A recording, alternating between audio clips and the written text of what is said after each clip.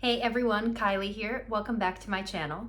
If you are new here, hi, I'm Kylie. I'm an American living in Portugal since 2022, and I make videos about life, finance, and business here in Portugal as an expat. First of all, I want to apologize for the background noise in this video. There's some construction going on outside my apartment, so just a heads up, and I'm sorry about that in advance. So in today's video, I'm going to be sharing the story of how I became self-employed right out of college, which enabled me to move from the US to Portugal a couple years later when I turned 25. In addition to sharing my story, I'll be sharing some tips at the end of this video for those of you who dream of being self-employed and moving abroad to a place like Portugal, but it's just not possible given your current situation right now. Ultimately, I hope that the information of this video helps bring you one step closer to your dream of being self-employed or moving abroad to a place like Portugal or elsewhere. And with that said, let's go ahead and get into the video. To begin my story of how I became self-employed right out of college, let's start in 2019 when I was 21 and right about to graduate college. At that time, I actually had already landed a job in corporate consulting in Toronto, Canada that I had basically landed through just doing some savvy networking. So the day I graduated college and walked across the stage, I felt like I was one of the lucky ones who already had a job lined up right after school. However, a few weeks after walking across the stage and getting my diploma, I got a call from the company in Toronto informing me that they were no longer able to hire me because they have a company policy of not sponsoring visas to Canada for people who are coming into junior level positions, which was going to be me. So suddenly I found myself without a job or way to support myself after college. And to be honest, while it was extremely disappointing for me, deep down, I was actually kind of relieved that I lost the job because I knew that getting into corporate consulting wasn't really what I wanted to do. And I felt like by losing the job, I was in a way being given an opportunity to go out and pursue something that I actually really wanted to do. So given the way that I was feeling at that time, I decided that I was going to go out and try to do the thing that I really wanted to do at that time, which was traveling and working from my computer while I traveled. And this is back in early 2019 when the whole idea of being a digital nomad was still kind of frowned upon. To support myself as I traveled, I decided that I would try to find online jobs, like freelancing jobs, doing little tasks here and there to make some extra money. So in September 2019, a few months after I graduated college, I set out to go traveling and meanwhile was looking for online freelancing jobs that I thought I could do given the skill set that I had. However, there honestly weren't a lot of jobs that I thought I could do given my skill set because I didn't really know what skills I had to bring to the table, because when I was in college, I studied neuroscience and biochemistry. And when you're studying both of those subjects, you don't necessarily learn skills that are very easily transferable to doing typical online jobs.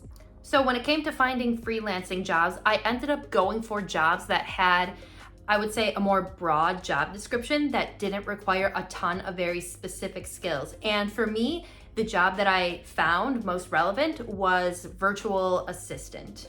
So after applying for several virtual assistant or VA jobs online, I ended up landing, I believe it was 2 of them, and I worked with a couple of small business owners who needed help with just the day-to-day of business, like organizing their email, little marketing tasks here and there, organizing online files, things like that. Actually, in this first phase of being a virtual assistant, I actually worked for free because I was pretty desperate just to get some experience, and I knew that the people who were hiring me felt like they were kind of taking a risk on me because I really wasn't bringing a whole lot of hard skills to the table. Now, fast forward to early 2020 in January, I had started charging money for my online work, and I had transitioned from being a virtual assistant to doing more marketing-oriented projects, specifically things related to search engine optimization or SEO and copywriting. A lot of the basic marketing skills that I learned from being a virtual assistant were the perfect way for me to transition over into these new, more specific marketing gigs. However, come mid-January 2020, I very surprisingly landed a big corporate job in the financial district, New York City, and I quickly resigned from all of my marketing gigs in order to work this new position. I had the idea in my mind that working at this firm in New York City was going to be a huge stepping stone in my career, so I basically just threw everything away that I had worked for the months leading up to that. But then, unfortunately, about a month and a half into this new job on Wall Street, the pandemic hit, everything closed down, I lost the job, and I had to move back to the Midwest with my parents. I pretty much found myself once again in the same spot that I was when I lost my job right out of college. While living back at home in the spring of 2020, I returned to my marketing work, but this time I went like 10 times harder at it.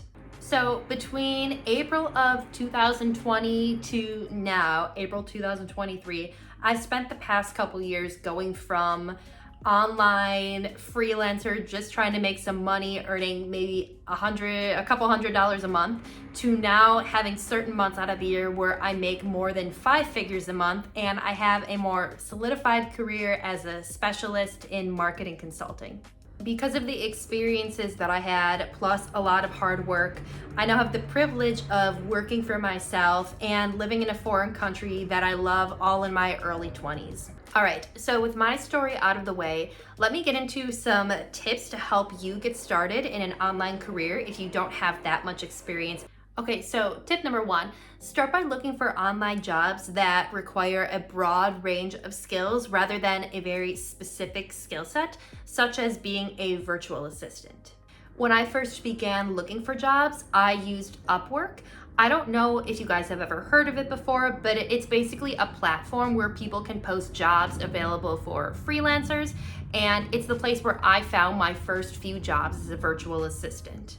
Again, you want to go for online jobs that have a very broad and maybe undefined range of skills necessary for the job versus a job that has a very specific set of hard skills. Because again, when you're going in to working online without almost any experience, it's very challenging to land those jobs that have a very specific defined set of hard skills when you have had no experience in them before. Over time, as you continue to work in a job with, again, a broader range of skills required, you'll get to try out a bunch of different things, learn new skills, and over time, you can pick which skills you like doing the best and hone in on it in the future. Okay, tip number 2. After getting some basic experience working in one of these broad range skill online jobs, start focusing on one specific skill that you're interested in learning more about and providing in the future as a service or you can use to create a product. For example, if you have a dream in the future of doing YouTube marketing consulting, you can start by getting your video editing skills down and eventually pivot that into something bigger in the future. Earlier in the video, I mentioned that I decided to focus on search engine optimization and copywriting as my skills. I got a little bit of basic experience in those areas as a virtual assistant, and I decided to use that as the launch pad for the rest of my career. Really, all you need to do is focus on picking one specific skill and then becoming really good at it. It will be much easier for you to have self-employment opportunities in the future and getting your foot in the door if you can be very clear on what specific hard skill you are good at and you can bring to the table. All right, tip number 3, be willing to work for free for a short, keyword short amount of time in your chosen skill if you don't have a lot of experience in it yet. Now, this might be a little bit of a controversial one because I know some people are of the mindset of never work for free. I suggest just working for free for 1, even 2 months, and then transition into doing paid work. It doesn't have to be for long. It's just enough time for you to get enough experience under your belt in the specific skill that you want to become very good at. Okay, tip number 4, be very direct when it comes to finding clients. Now, let's go back to the video editor example. So let's say that you're really improving your video editing skills. You've done some small online jobs, you've started getting paid, but now you want to start moving up to bigger and bigger clients.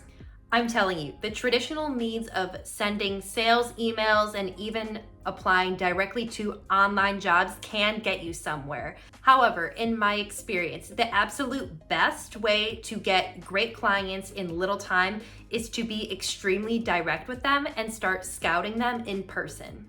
So let me tell you the trick that I used to start gaining some of my biggest clients back when I was living in the US. So what I used to do when I was living in the US is I would do a quick Google search every once in a while of different business related conferences going on in my area where I thought the attendees of the conference might be interested in these services that I had to offer. Then I would show up at those conferences, network with people, and eventually walk away with a client or two.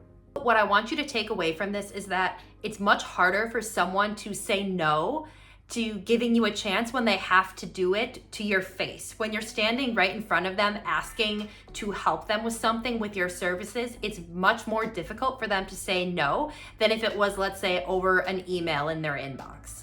Okay, fifth and final tip.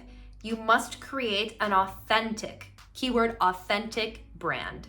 So here's the thing about working online right now. We cannot deny the fact that AI, aka artificial intelligence, is going to seriously disrupt the online self-employed work industry over the next couple of years. So that said, in my opinion, while I do think that AI is here to stay, and I'm all for it if I'm being totally honest, I do not necessarily believe that everyone who has an online job in an industry like mine is going to totally lose all of their opportunities in the next couple of years, although some will. For those online workers, self-employed workers, particularly those in my industry, marketing, I think their future really depends on these two factors. First, whether or not they actually do a really good job, and second, whether or not they have an authentic brand. I think the first point speaks for itself. People like hiring people who do good work. It's as simple as that. However, regarding the second point, robots are not humans, but sometimes humans act like robots. By that, I mean that they don't create an authentic brand or personality that helps them connect with and create relationships with their clients. While the hard skills that come with working online are very important, as I've already spoken about, those soft skills that really help you connect with clients and create trusting relationships with them is something that, at least at this point, robots can't do. And when clients really feel good about working with you because you have an authentic personality that helps them trust you more, it really does impact them and make a huge difference in whether or not they keep you around in the long run. Find creative ways to let your personality and brand shine through, even if you're sitting at a computer talking with people through Zoom all day long. All right, everybody, so that about does it for this video. If you enjoyed it and found it helpful, please be sure to like it and leave a comment below if this kind of content is something y'all would like to see in the future. It's my first time doing a video like this, and if y'all are interested, I'll be sure to keep this kind of content in my regular posting schedule. I hope you have a good day, and I hope to see you in the next video. Bye.